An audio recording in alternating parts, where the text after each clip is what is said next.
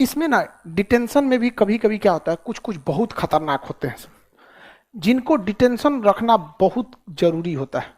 समझ में आ गया कि नहीं? डिटेंशन उस सबको, तो उसको डिटेंशन में पीटना भी जरूरी है। तो केवल गिरफ्तार करके नजरबंद कर देना या हाउस अरेस्ट कर देना बड़ी बात नहीं है, कचर कचर के पीटना भी जरूरी है। तो इसमें कई सारा संशोधन किया गया। किस लिए? कचर के पीटने के लिए। कैसे पीटने के लिए? कचर के पीटने के लिए डिटेंशन में।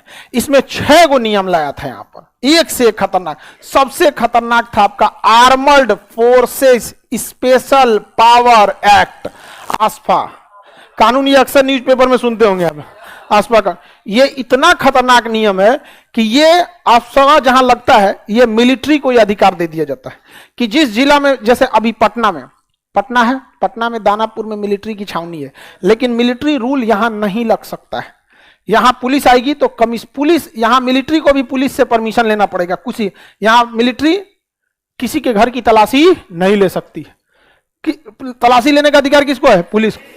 लेकिन अगर पटना में क्या लग जाए, आसपा पहाड़ में गोले पुलिस बंदूक लेके घुसेगा, 5 गो कमांडो 2 बजे रतिया को धाए धाए दरवाजा पीटेगा, सब तनी सा लेट हुआ तूर देगा, सोचा बाद में आना तुमने, सबको चेक कर देगा जहां तक। ये बहुत खतरनाक, ये आर्मर्ड फोर्सेस को दिया जाता है। लेकिन इसमें कई सारे मिसयूज हो गए, यहाँ पे कई सारे क्या हो गए, मिसयूज। ऐसे कश्मीर में 1-2 इनकाउंटर हुए थे सब, जिसके मामले कुछ ज्यादा आगे जाके तूल पकड़ लिए। बाद में सेना को रियलाइज हुआ कि बहुत कठोर तरह से अगर हम आतंकवाद को दबाएंगे ना, तो इससे आतंकवाद को ही फायदा हो जाएगा। क्योंकि जब हम बहुत कठोरता से दबाते हैं ना, तो ऐसा हो सकता है कि क्रॉस फायरिंग में हम गोली मारे किसी और को, लग जाए किसी और को, जानबूझ के ना मारे, बट क्रॉस फायरिंग में हो सकता है। और इसी का मुद्दा उठा लेंगे आतंकवादी की, बताओ इसने क्या किया था जो तुमने क्या किया, मार दिया। ऐसे कश्मीर में एक मामला आया था जिसमें कोई लड़का स्कूल में था जिस टाइम पे, उसके ऊपर ये कानून लग गया था, और इत्तेफाक से वो स्कूल में मार कर लिया, और स्कूल का प्रिंसिपल उठा के उसको पुलिस को बुला दिया। तो पुलिस यहां लिख रही है कि ये इसकी गिरफ्तार किया गया, और दूसरे और क्रॉस फायरिंग में उसको गोली लग गई। ऐसा मामला आतंकवादी खोजते हैं सब। तब आर्मी ने रियलाइज किया कि हमने तो आसफा कानून लाया था आतंकवाद को कम करने के लिए। हम आतंकवादी एक मारते थे लेकिन 4 पैदा हो जाते थे, क्योंकि आतंकवादी भावनाओं से खेल लेते थे। तब सेना ने अपने चीजों में बदलाव किया, आसफा नियम को हटाया। अब आतंकवादियों को भावनात्मक सेना ने करना चालू किया।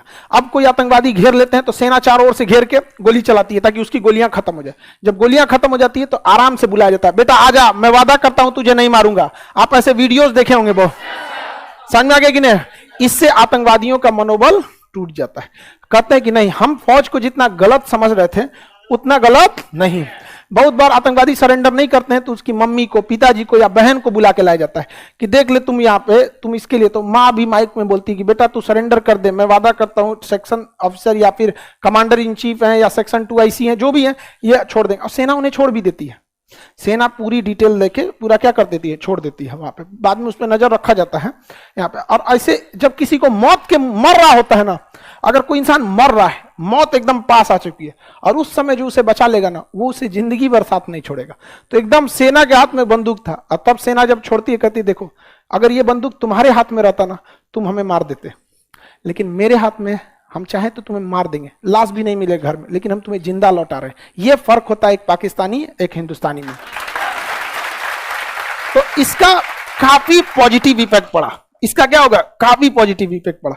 जैसे आप ही लोग हैं, नहीं पढ़ते हैं तो हम आपको पीटते हैं, लेकिन बाद में आपको हम कहते भी कि देखो बाबू पढ़ो। लेकिन अगर कोई नहीं पढ़े अब मार को हाथ पर तूर दे यहाँ पे, तो हो सकता है कि 1 हफ्ता तक लड़के पढ़ाई करें, लेकिन कल्पना कीजिए 6 महीने बाद ये क्लासरूम क्या होगा, भाग जाएगा समझ। यहाँ पे कई को तो आगे बैठना आप कैंसिल कर दिए सर, समझ में आया कि नहीं आ गया? यहाँ आप लोग का ही बंद हो जाए। अब समझ में आ रहा है कि नहीं आप? आर्मी में सेक्शन 2 IC रैंक कौन होता है? सेकेंड इन कमांड होता है। किसी भी चीज का सेकेंड इन कमांड होता है, second in command 2 IC। Company 2 IC, section 2 IC, किसी भी चीज का 2 IC होता है। क्या हुआ जी तुमको, चक्कर आने लगा? जाओ जाओ जल्दी जल्दी खोलो। इस हॉल में ही जल्दी जल्दी खोलो। देखो जी इसको चक्कर आ गया, आगे बढ़े।